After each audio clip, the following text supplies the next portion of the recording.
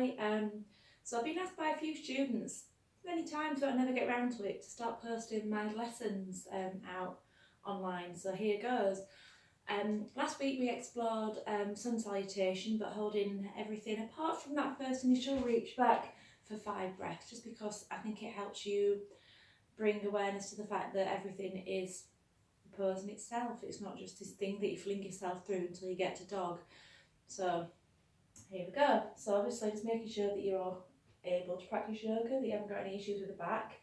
I do think that we should always pay attention to the back and not try to round it too much, working with natural spine. So I don't have a mat, I'm just doing this on my living room floor, so I'm just going to make myself aware of my feet. Bending my knees. So my feet are at hip distance. I'm just going to then let my hips shift back, knees are bent, and then I'm going to round this upper half of the body because I want to roll through it to bring myself to a beautiful tall height. So straightening the legs, in breath, hips are coming forward. I'm going up through the belly, up through the chest, taking my gaze up. And that feels nice to me, but it also feels equally nice when I tip my hands all the way back. Exhale, tailbone shifts me back to centre, hands come down. I'm going to begin to bend my knees, taking my hands to my shins. So my belly is on my thighs, my spine is long, that lower back in particular is long. And I'm taking my hips up, straighten the legs. So my knees are currently still bent. I just want this to appear, this nice length here through the spine. Relax through the neck, so I can go all the way back, but it might be that, I want you to focus on what you're feeling through the thighs. I don't want you to straighten the legs and this to happen. You want to keep the belly on the thighs, lengthened along the thighs, so the legs are doing all the stretching. Okay, so hands coming down, and I'm going to step back with my left knee, and I'm going to move up into Anjaneyasana pose here. So my left knee just slightly behind the hip, my hips and ribs are aligned, so I'm not pushing myself forwards. I'm trying to keep that lower back nice and long. I'm reaching up through the crown of the head, and I'm just focusing on that lovely juicy footprint from my right foot. Just going to imagine I'm going to pull that right heel back towards the hip, and that's just going to, I notice that it just seems to do a little bit more to this right hip. It gives a little bit more work. Exhaling down at the 5th breath and placing my left hand down, and then turning my belly to the right.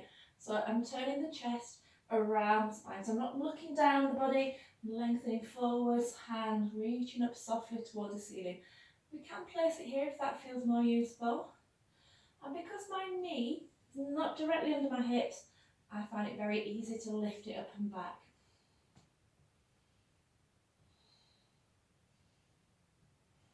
Hands sink down, placing my knees on the ground. So, taking myself into plank, I can walk my knees back, keeping shoulders over wrists. But I'm equally happy lifting my knees up and back.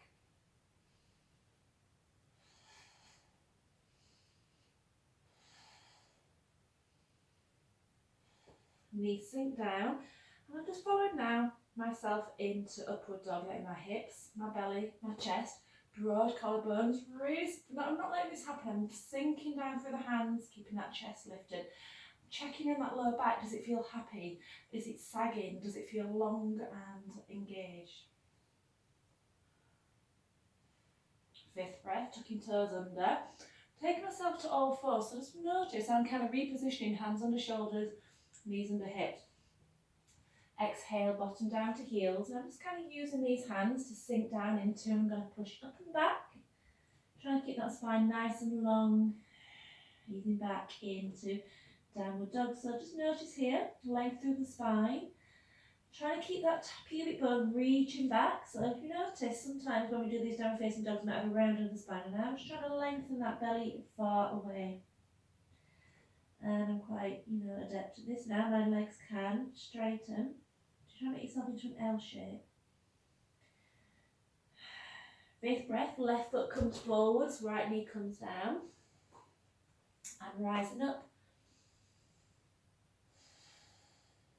So again, length here, length here, rising up through the crown of the head.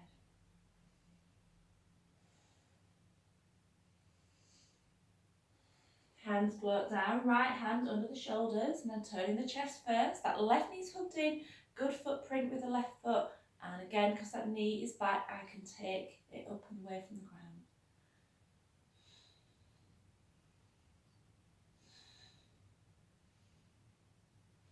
So let's turn and step that foot beneath the body. So again, belly lengthened along the thighs, lengthening through the crown of the head, hands at the back of the shins, to bring the hips up, belly to thighs. So try and keep that spine long. Don't let this happen. If this happens, bend the knees and you're working within the realms of the legs. So I'm going to dip my bottom down, knees tracking over the toes, rising up and sinking back. Exhale. Curling down. So again, knees tracking forwards, rolling down into my second round. That's only half a round. Exhale, 5 breaths.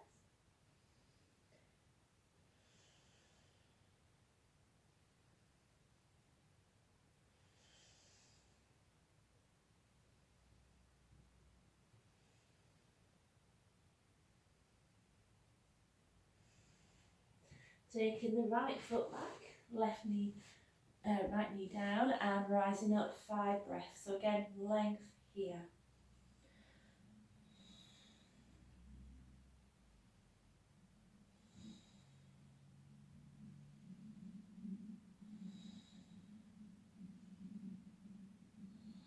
So let's tweak this up. I'm going to reach my right hand up, sliding it across to the left. So I'm just trying to keep these lower ribs tucked in, don't want to arch the spine and go into the lower back.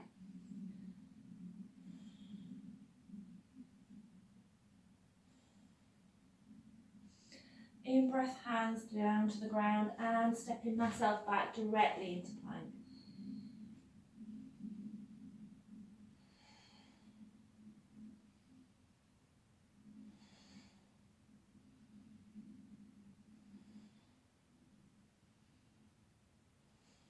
Knees down, hips, belly, chest, gaze. I'm just trying to kind of keep an eye on where I feel that movement. It needs to feel like an even spread in my mind.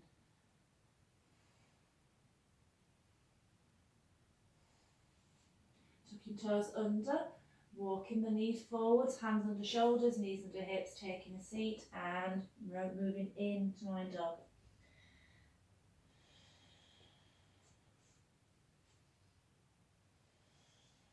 You keep wondering why I'm looking, I'm just making sure I've not walked off the camera.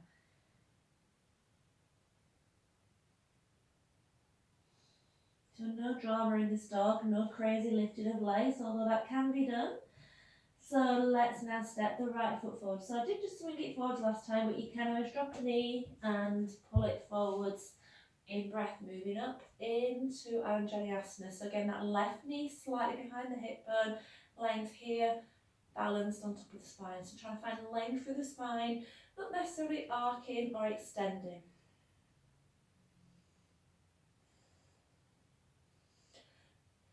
Left hand reaches up, right hand begins just to sway across to the right. So again, trying to keep these ribs over the hips, lower back long. So it's like imagine doing this against a wall, although it would be impossible, so I've got a foot behind me and I don't half realise I say some crazy things whilst teaching.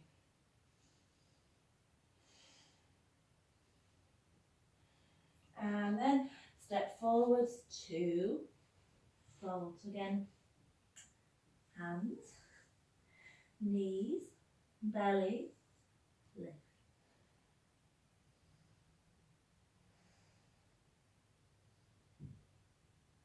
So there's a sense of weight through the head here.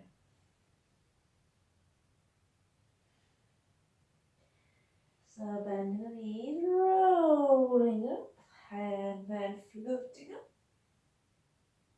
Elbow back and heart centre. So last week we were moving in directly into Warrior 1, well actually Chandrasana.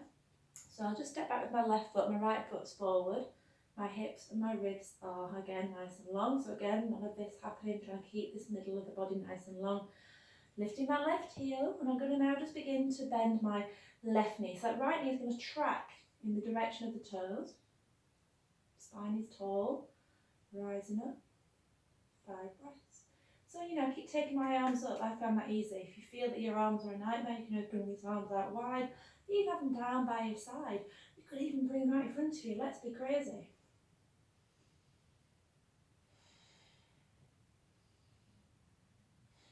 So let's step this back heel in. I've got a little bit of softness behind this front knee, and I'm now going to bring my left hand, just have the thumb and little finger between the lowest rib and the top of the hips, just as a guideline. I spent many years doing this, pushing my ribs forwards and kind of thinking, why does my back hurt? I'm just trying to keep this lower back nice and safe. In breath, reaching up, exhale. The movement starts at the hips, they begin to tilt forwards, but because there is a rib and spine attached, the belly sinks. I'm bringing this hand down now just to rest on the shin, and then I'm seeing the spine, it's long, the rib cage is going to revolve around the spine. I'm going to take my left shoulder over my right, try not to push these ribs forwards. Spine is tall, opening out to triangle.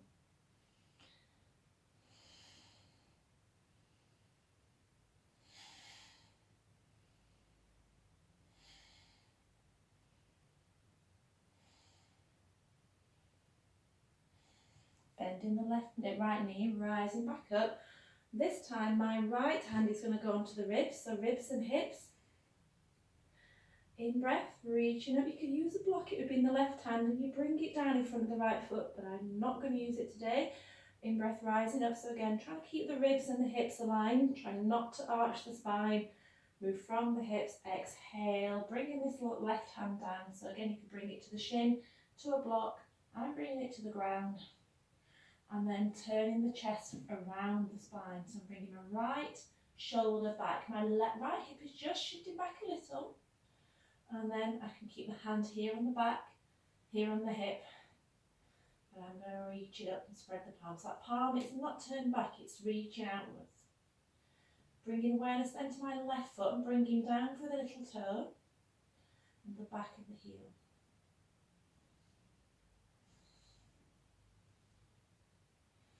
Releasing down, pressing up through the right foot, rising up, final pose, hands at heart centre. Left knee sinks to the ground. And I'm now going to take myself to Parsvakonasana. So I'm going to press the palms. I'm going to turn away from you because somehow I just think it's amazing just to teach away from the camera. Left elbow is coming out, that's the left elbow, it's going down towards the right knee. And the fingers are pointing forward. Right elbow tipping up to the ceiling.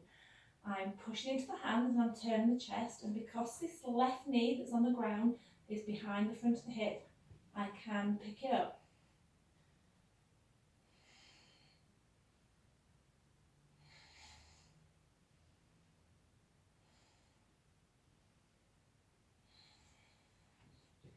Stepping forwards, forward.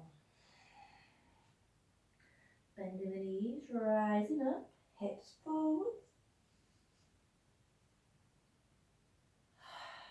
Sinking back. So now, right foot back, repeating so I'm not wonky. Hips are aligned, facing directly forwards. Back heel lifts. Ribs, hips aligned. So you can always pick the hands here just as a guide. Make sure that we're not doing anything bizarre with the spine. Right knee sinks to the ground, left knee tracks forwards. Try and keep that knee over the ankle, grounded footprint.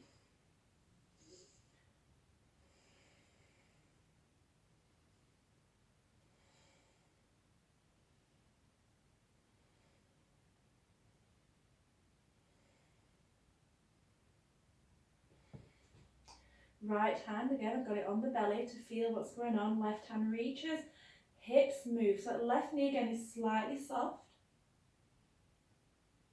Once that hip stops moving, the spine stays longer, and taking that hand down to the shin, turning the chest around the leg, right hand moves up. So again, the hand can be here, it could be here, it could be here, but I like it here.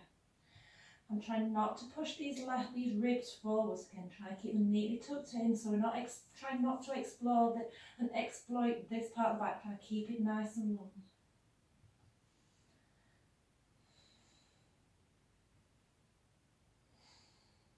Bending the left knee, rising up. Right hand stays up, left hand comes down. And again, moving from the hips, exhaling forwards. And again, block, wrist, fingertips to ground. Spine stays long. So again, we can keep this left knee bent if we really wish. Back heel is planted, try not to let it lift. Turning the chest around the spine. So this really weird reason for teaching this was that it was a really good lengthener for this back calf. How bizarre is that?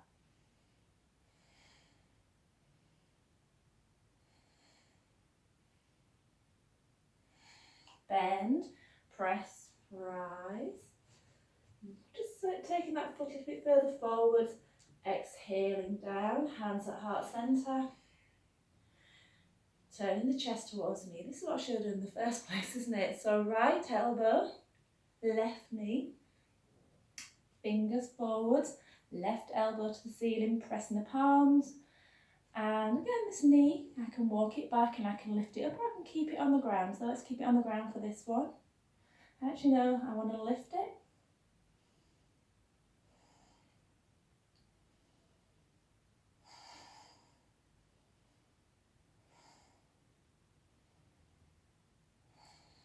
So let's release and slide forwards and rise up.